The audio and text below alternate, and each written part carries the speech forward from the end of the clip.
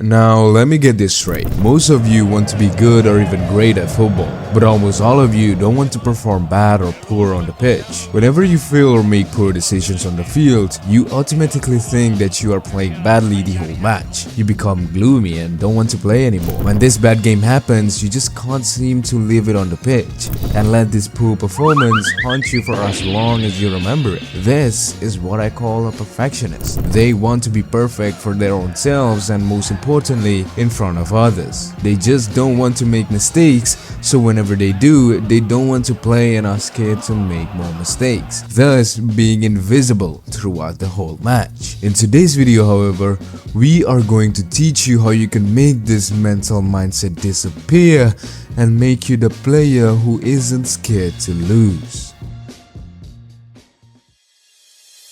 If we look at the top footballers of all generations, they always say that perfectionism helped them to reach the top. Players like David Beckham, Roberto Baggio, and Cristiano Ronaldo embraces perfectionism. But is that always the case? Roberto Baggio, the saviour of Italy throughout this tournament.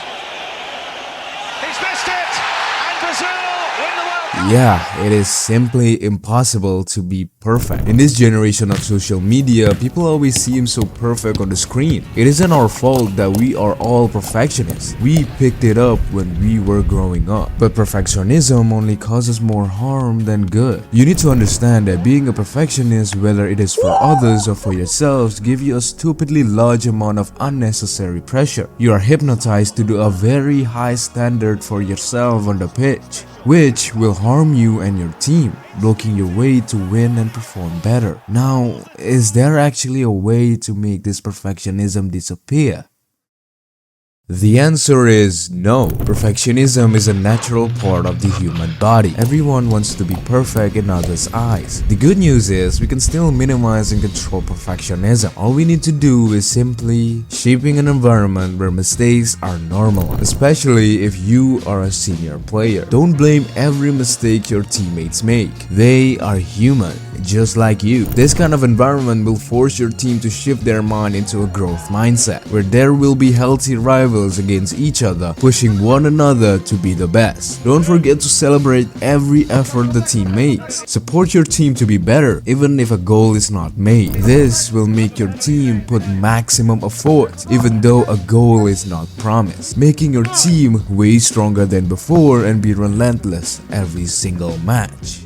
Now, in other cases, if you can't control your team, then you gotta control yourself. Focus yourself to be progressive, chasing excellence instead of perfectionism. Prioritize growth, adaptability, and resilience over flawless perfectionism. Take your career as a continuous improvement while embracing the mistakes and imperfection. Take mistakes as stepping stones where you can learn from them and become better. However, this might seem hard to achieve as most of you want to look cool and perfect on the pitch to impress both the audience and the coach. To solve this problem, it is actually pretty simple.